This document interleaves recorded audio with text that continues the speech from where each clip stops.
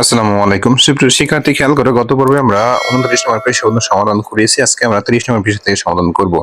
অবশ্যই তোমরা কমেন্ট বক্সে চেক করে নিবা কোনো ইনফরমেশন দেওয়া রয়েছে না। এবং তোমরা যারা খুলনা সিটিতে, আবারও বলি, খুলনা সিটিতে যারা হোম টিউটর খুঁজছো তারা অবশ্যই আমাদের প্রয়োজনে আমাদের হোয়াটসঅ্যাপে তোমরা যোগাযোগ করতে পারো। ঠিক আছে, আবারও বলি, খুলনা সিটিতে হোম টিউটরের জন্য যারা হোম টিউটর খুঁজতেছো তারা অবশ্যই আমাদের হোয়াটসঅ্যাপে যোগাযোগ করতে পারো। আমরা অবশ্যই তোমাদেরকে দেওয়ার চেষ্টা করব। এখন লক্ষ্য করি, দেখো বলা হয়েছে যে 12টি কলা এবং 8টি পেঁপের মূল্য একত্রে 616 টাকা। একটি কলার মূল্য 8 টাকা হলে একটি পেঁপের মূল্য কত, এটা আমাকে বের করতে হবে। তাহলে দেখো, খেয়াল করি, আমাকে এখানে বলা হয়েছে, আমাকে এখানে কলার মূল্য দেওয়া হয়েছে। কিসের মূল্য দেওয়া হয়েছে? কলার মূল্য। তাহলে প্রথম আমাকে যেটা কাজটা করতে হবে, যে 12টি কলার দাম আমাকে বের করতে হবে। এবং এখান থেকে এই টোটাল মূল্য থেকে যদি 12টি কলার দাম বাদ দিই, থাকবে আমাদের 8টি পেঁপের দাম। এবং 8টি পেঁপের দামকে যদি আমরা 8 দিয়ে ভাগ করি, তাহলে আমরা একটি পেঁপের দাম পেয়ে যাব। তাহলে চলো আমরা অঙ্কটা করে ফেলি।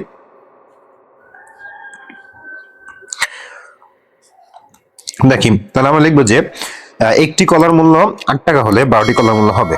দাগ নাম্বার তোমরা দিবা সুন্দর করে 5, দাগ নাম্বার 5 এখানে লিখবা যে একটি কলার মূল্য সমাধান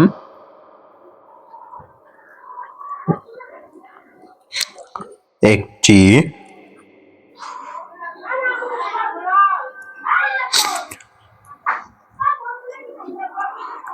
কলার, এটা কিন্তু দীর্ঘকার, ঠিক আছে, দীর্ঘকার মূল্য, আমাকে একটি কলার মূল্য দেওয়া রয়েছে 8 টাকা। কত টাকা? 8 টাকা। এবার আমরা কি করব? অতএব 12টি কলার মূল্য, তাহলে আমাদের কি করতে হবে? গুণ করতে হবে। 8 গুণ 12 সমান সমান হচ্ছে 8 12 96 টাকা। তো খেয়াল করো, আমরা 8 12 96 টাকা আমরা কিন্তু পেয়ে গেলাম। কত টাকা পেয়ে গেলাম? 96 টাকা পেয়ে গেলাম। এটা কিসের দাম? 12টি কলার দাম। এবার আমাকে 8টি পেঁপের মূল্য আমাকে এখানে বের করতে হবে। লিখবো যে 12টি কলা ও 8টি পেঁপের একত্রে মূল্য। ঠিক আছে, কি লিখবো? 12টি কলা ও 8টি পেঁপের একত্রে মূল্য। আমরা একটা কাজ করি, এটা ট্রিক্স খেয়াল করি, ফলো করি। দেখো, এই যে, তাহলে দেখো লিখছি, এটা প্রথম লিখবো। ঠিক আছে, এটা আমরা লিখে ফেলবো। এই যে উপরে যেটুকু করছি সেটুকুর উপরে এবার লিখবো যে 12টি কলা ও 8টি পেঁপের মূল্য একত্রে। এটা লেখার পরে এবার এখান থেকে আমরা বাদ দিব 12টি কলার দাম। তাহলে অতএব 12টি কলার মূল্য, 12টি কলার মূল্য কত পেয়েছি আমরা? 96 টাকা। তাহলে এখান থেকে জাস্ট 96 টাকা আমরা কি করব? বাদ দিব। তো যদি 96 টাকা বাদ দিই, তাহলে কি পাবো? 8টি পেঁপের মূল্য। তাহলে এখানে লিখবো যে 8টি পেঁপের মূল্য। ঠিক আছে, 8টি পেঁপের মূল্য। তাহলে এখন বাদ দিই। দেখো, 6 6 মিলে গেলে 0, 11 থেকে 9 বাদ থেকে 2, হাতে 1, 520 টাকা। ঠিক আছে, তাহলে এই দেখো 520 টাকা, এটা পেলাম হচ্ছে আমরা 8টা পেঁপের মূল্য। এখন আমাদের একটা পেঁপের মূল্য বের করতে হবে। তাহলে এখন লিখবো একটি পেঁপের মূল্য। তাহলে আমাকে কি করতে হবে? ভাগ করতে হবে। যে 520 ভাগ 8 টাকা। তাহলে এখন আমরা এই ভাগটা রাফে করে নিয়ে আসবো এবং রাফে করার পরে আমরা এখানে উত্তরটা বসাই দিব। ঠিক আছে, তো খেয়াল করি, রাফে করে ফেলি। দেখো, 6 8 48, বিয়ে করে থাকে হচ্ছে 4, বিয়ে করে কত থাকে? 4। এখন দেখো, 6 8 48 বিয়ে করলে 4 থাকে, পরে শোনা নাম 40, তাহলে 5 এটা 40, আমরা উত্তর কত? 65। উত্তর কত? 65। তো সুপ্রিয় শিক্ষার্থী, খেয়াল করে দেখো, এখানে উত্তর হবে আমাদের কত? 65 টাকা। এর উপরে লেখাটা জাস্ট চলে আসছে। ঠিক আছে, এটার জন্য দুঃখিত। এখানে বলে দিচ্ছি 8টি পেঁপের মূল্য একত্রে পেয়েছিলাম 520 টাকা। সেখান থেকে একটি পেঁপের মূল্য বের করছি, আমরা ভাগ করছি 8 দিয়ে, 65 টাকা পেয়ে গেছি। উত্তর হচ্ছে আমাদের 65 টাকা।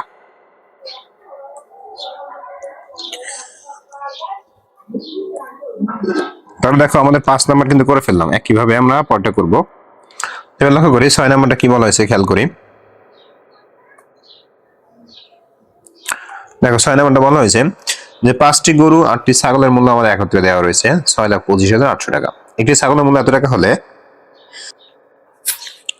একটি গরুর মূল্য কত আমাকে বের করতে হবে। তাহলে প্রথমে আমরা একটি ছাগলের মূল্য দেওয়া রয়েছে, এখান থেকে আমরা 8টি ছাগলের মূল্য বের করব। তাহলে লিখি দাগ নম্বর 6 দিয়ে লিখব সমাধান, লিখব একটি ছাগলের মূল্য,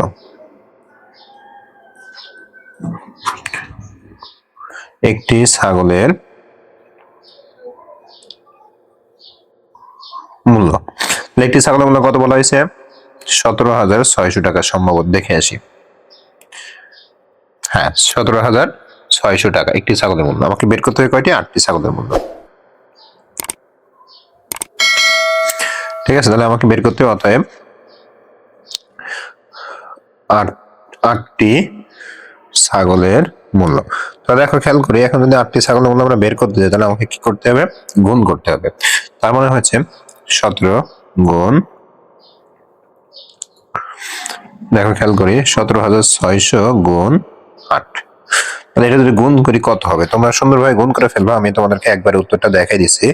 17,600 গুণ 8 যদি আমরা দেই তাহলে আমরা পাচ্ছি 1,40,800 টাকা। 1,40,800 টাকা। তাহলে এটা পাচ্ছে শুধুমাত্র কিন্তু 8টি ছাগলের দাম। খেয়াল করি আমাকে বের করতে হবে একটি গরুর মূল্য। তাহলে ঠিক সেম ভাবে আগে যা যা করছি, ভালোভাবে বলি, আগে যা যা করছি ঠিক সেম ভাবে তাই তাই করবো। তাহলে লক্ষ্য করি এখানে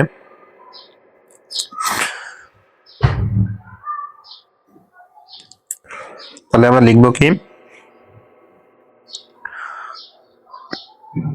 আমরা জাস্ট এইটুকু লিখবো যে 5টি গরু ও 8টি ছাগলের মূল্য একত্রে। লেখার পরে এবার এখান থেকে আমরা 8টি ছাগলের মূল্য এটা আমরা বাদ দিব।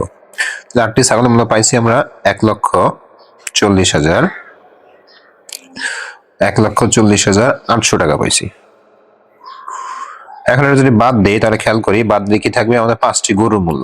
তাহলে লিখবো কি, 5টি গরুর মূল্য। তাহলে এখন লক্ষ্য করি এটা যদি বিয়োগ করি তাহলে 0,0,0,5, 12 থেকে 4 বাদ 8, হাতে 1 2 4, 4,85,000 টাকা। এবার খেয়াল করি এটা হচ্ছে 5টি, তাহলে আমাকে একটির বের করতে হবে। কয়টি বের করতে? একটি গরুর মূল্য। তাহলে দেখো 4,85,000 ভাগ চিহ্ন এই যে 5 টাকা। এটাও আমাকে ঠিক একইভাবে রাফে তোমরা ভাগ করে দেখবা কত হয়। আমি তোমাদেরকে ডিরেক্টলি যে কাজটা করতেছি, আমি তোমাদের ডিরেক্টলি এটা ভাগ করে কত হয় সেটা আমি তোমাদেরকে বলে দিচ্ছি। ঠিক আছে, ভাগ কত? 5। তার মানে আমাদের 97,500 টাকা হবে। 4,85,000কে যদি আমরা 5 দিয়ে ভাগ করি তাহলে আমাদের 97,000 টাকা হবে। তার মানে একটি গরুর দাম আমাদের 97,000 টাকা। তাহলে আশা করি এই অঙ্কটা আমরা সুন্দরভাবে বুঝতে পেরেছি। এবার আমরা 7 নম্বর যে অঙ্ক আছে সেখানে লক্ষ্য করি। আমাদের মোট অঙ্ক দেওয়া রয়েছে 15টা। আমরা এখানে 15 দাগ পর্যন্ত, আমরা এখানে 9 দাগ পর্যন্ত আজকে আমরা করবো। ঠিক আছে, বা 8 দাগ পর্যন্ত করবো, কারণ আজকে আমাদের হাতে সময় কম। লক্ষ্য করি 7 নম্বরে কি বলছে, দেখো বলেছে কেয়া ও মারুফের মাসিক পারিবারিক খরচ একত্রে এত টাকা। কেয়া অপেক্ষা মারুফের মাসিক খরচ এত টাকা বেশি। কেয়া ও মারুফের প্রত্যেকের মাসিক খরচ কত? পারিবারিক যে খরচ সেটা কত? তো দেখো আমি তোমাদেরকে গত কয়েকটা পর্ব আগে, মানে 1-2টা পর্ব আগে তোমাদেরকে যখন আমি অঙ্ক করিয়েছিলাম, এর আগের অঙ্কগুলো, বইয়ের যে উদাহরণ অঙ্কগুলো ছিল, দেখো ওখানে আমি তোমাদেরকে বলে দিয়েছিলাম যে এই কোথাও যদি কম বেশি থাকে, এই যে কম বেশি কথাটা যদি থাকে তাহলে আমরা মূল যে টাকা সেখান থেকে একটা বাদ দিব, দিয়ে আমরা ওটাকে প্রথম 2 দিয়ে ভাগ করব। ভাগ করলে যেটা যার টাকা কম তাহলে সেটা আমরা পেয়ে যাব। ঠিক আছে, তাহলে দেখো বলা হয় যে কে অপেক্ষা মারুফের মাসিক খরচ বেশি, তার মানে কেয়ার টাকাটা কম। ঠিক আছে, তাহলে আমরা এখন লিখবো যে উক্ত টাকা হতে এত টাকা বাদ দিলে তার অর্ধেক কেয়ার টাকা। ঠিক আছে, তাহলে লিখতে পারি, তাহলে লিখবো কেয়ার টাকা, লিখবো কেয়ার টাকা, লিখবো কেয়ার টাকা, তাহলে এই টাকা বিয়োগ এটা এর অর্ধেক, একেবারে সহজ ভাবে লিখবো। তো লিখি এখানে দাগ নম্বর 7, সুন্দর করে দাগ নম্বর 7 লেখো সমাধান। লিখে এবার লিখবো যে কেয়ার টাকা, কেয়ার টাকা আছে। তাহলে খেয়াল করি আমাদের মূল টাকাটা কত? মূল টাকা হচ্ছে 70,500 টাকা, সেখান থেকে বাদ দেবো 5,600 টাকা। তাহলে 70,500 টাকা বিয়োগ 6,000, 5,600 টাকা, 5,600 টাকা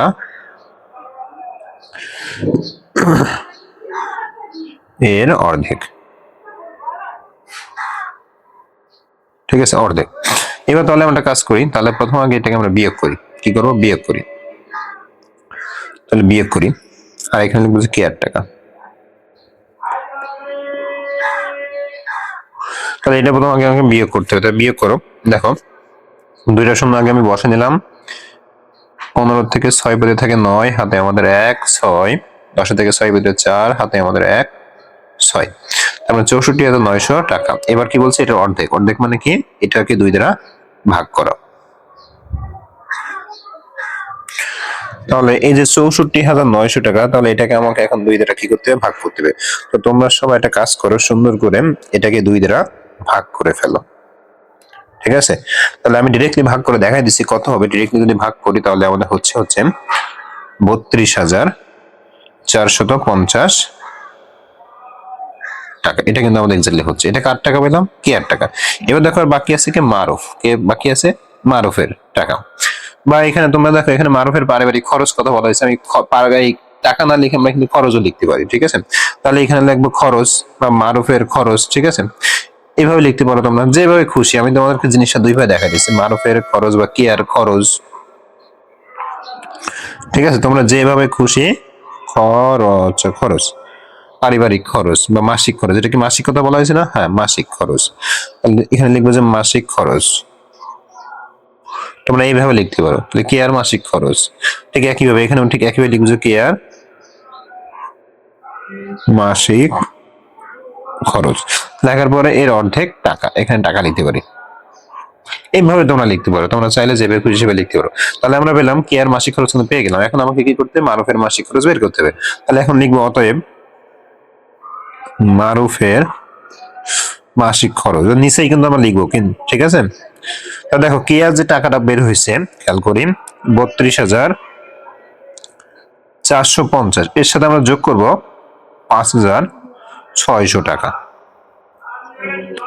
তাহলে আমরা কাঙ্ক্ষিত যে টাকাটা সেটা আমরা পেয়ে যাব। তাহলে এটা যোগ করে ফেলো। এটা যদি যোগ করি তাহলে কত হবে? দেখো 38,380,50 টাকা। তাহলে দেখো এখন খেয়াল করি, কেয়ার টাকাও আমরা পেয়ে গেলাম, যে মাসিক খরচ কত টাকা সেটাও পেয়ে গেলাম, আবার আমরা কি করলাম? মারুফেরটাও পেয়ে গেলাম। এখন তোমাদের যদি মনে কিন্তু থাকে যে স্যার আসলে আমাদের অঙ্কটা হয়েছে কিনা, আমরা কি করে বুঝবো? তাহলে তোমরা কি করবে? তোমরা এই যে মারুফের যে মাসিক খরচ আর কেয়ার, এই দুইজনের টাকাটা যোগ করে দিবে, দেখবে আমাদের মূল টাকাটা হয়ে যাবে। ঠিক আছে, তাহলে আমাদের এটা কিন্তু হয়ে গেল। এবার আমরা লক্ষ্য করি এর পরে যেটা রয়েছে, এরপরে হচ্ছে 8 দাগ। 8 দাগে কি বলছে খেয়াল করে, রনি এবং বাসিরের কাছে একত্রে এত টাকা লিচু আছে বা এতটি লিচু আছে। এর বলা হয়েছে রনি অপেক্ষা বাসিরের কাছে এতটা লিচু কম আছে। ঠিক আছে, রনি এবং বাসিরের প্রত্যেকের কাছে কত লিচু আছে। এই 7 দাগ যেভাবে করিয়েছে ঠিক সেম ভাবে আমাকে করতে হবে। তো এটা করতে হলে আগে আমাকে বুঝতে হবে যে কার কাছে কম আছে। খেয়াল করি আগে কার কাছে কম আছে। তাহলে একটু ভালোভাবে মনোযোগ সহকারে খেয়াল করি। এখানে দেখো বলা হয়েছে রনি অপেক্ষা বাসিরের কাছে কম আছে, তার মানে বাসিরের কাছে কম আছে। কার কাছে কম আছে? বাসিরের কাছে। তাহলে আমরা কি লিখবো? যে বাসিরের কাছে লিচু আছে, এখান থেকে এটা বিয়োগ তার অর্ধেক, সেম ভাবে। ঠিক আছে, তাহলে আমরা লিখি দাগ নম্বর 8।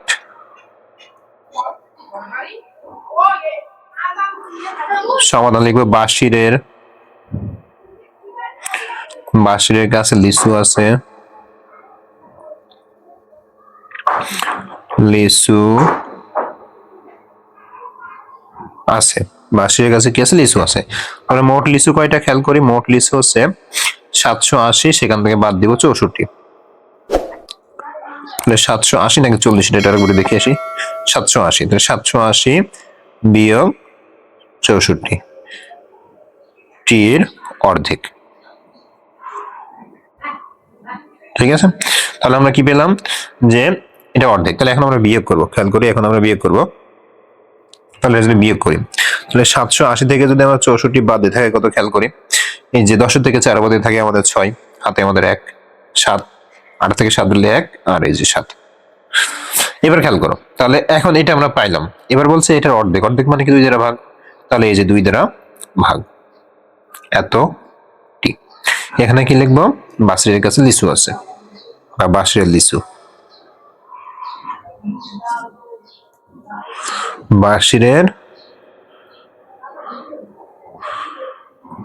লিচু পরিমাণ, যেভাবে তোমরা খুশি সেভাবে লিখতে পারো।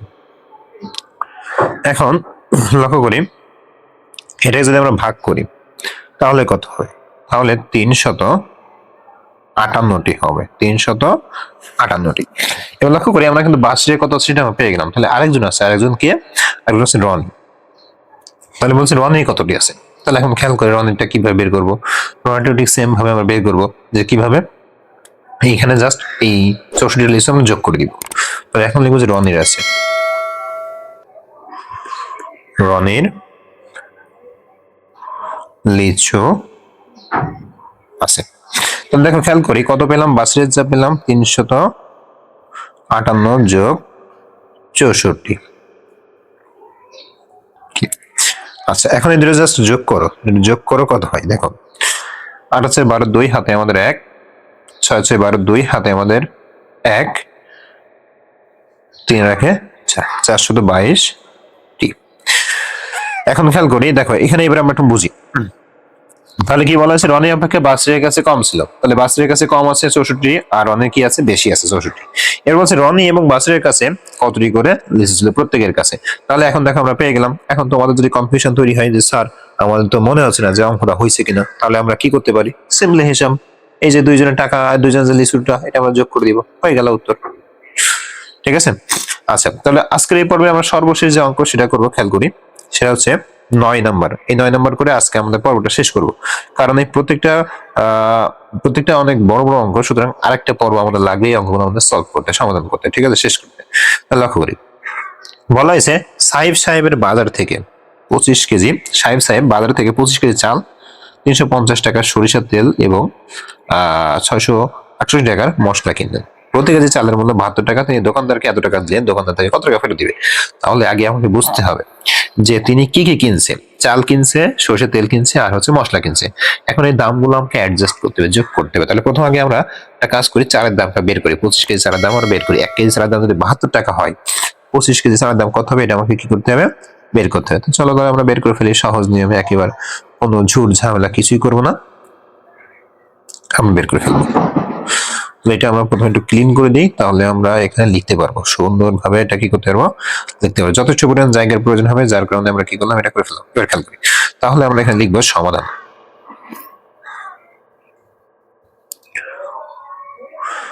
সমাধান এবার খেয়াল করি, আমি লিখবো যে 1 কেজি চালের দাম। আগে আমাদের চালের দামটা সম্পূর্ণটা বের করতে হবে। 1 কেজি চালের দাম কত টাকা বলছে, দেখো এখানে 72 টাকা, 72 টাকা। এবার খেয়াল করি আমাকে বের করতে হবে কত কেজি, 25 কেজি চালের দাম। তাহলে 72, লক্ষ্য করে একটু সময়, 72 গুণ 25 টাকা। তাহলে এখন আমাদের জাস্ট এটা আমাকে গুণ করে বের করতে হবে। তো তোমরা সবাই রাফে গুণ করে ফেলো, আমি তোমাদেরকে গুণ করে একবারে দেখে দিচ্ছি কত টাকা হচ্ছে। যদি গুণ করি আমাদের হচ্ছে 1800 টাকা। তাহলে এখন খেয়াল করি, এটা হচ্ছে আমরা 1 কেজি 25 কেজি চালের দাম পেলাম। এবার আমরা যেটা লিখবো একবারে লিখবো, সেটা হচ্ছে যে মোট বাজার করলেন। কি লিখবো, মোট বাজার করলেন। ঠিক আছে, তাহলে এখন লিখবো যে তিনি মোট বাজার করলেন। তিনি মোট বাজার করলেন। তাহলে খেয়াল করি প্রথম হচ্ছে এই যে 1800 টাকা, তারপরে কি, তারপরে হচ্ছে দেখো এই যে তেল কিনছে 350 টাকা আর 668 টাকার কি কিনছে আমাদের মশলা। তাহলে এইগুলো আমরা সব যোগ করব। তেল কিনলো 350 টাকা আর 668 টাকার আমরা কি করছে মশলা কিনছে। তো দেখো এই যে আমরা বসাই ফেললাম। ঠিক আছে, এখানে নিলাম কি টাকা। তাহলে এবার আমরা খেয়াল করি, তাহলে এগুলো আমাকে যোগ করতে হবে। সবাই যোগ করে ফেলো সুন্দরভাবে, দেখো কত হয়। 808, এই যে 8 বসালাম, 6 5 11, 11 1 হাতে আমাদের 1, 7 আর 3 10, 10 আর 8, 18 8, 1 আর 1 2। তার মানে হচ্ছে আমরা যে যোগ করলাম, যোগ করে কত পেলাম? 2818 টাকা পেলাম। 2818 টাকা তিনি মোট বাজার করছে। এবার দেখো আমাকে বলা হয়েছে তিনি যদি দোকানদারকে 3000 টাকা দেয়, তারপর তাকে দোকানদার কত টাকা ফেরত দিবে। তাহলে এখন দেখবো দোকানদারকে দিল,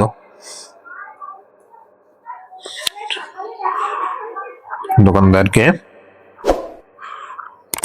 দিল কত টাকা দিল? 3000 টাকা।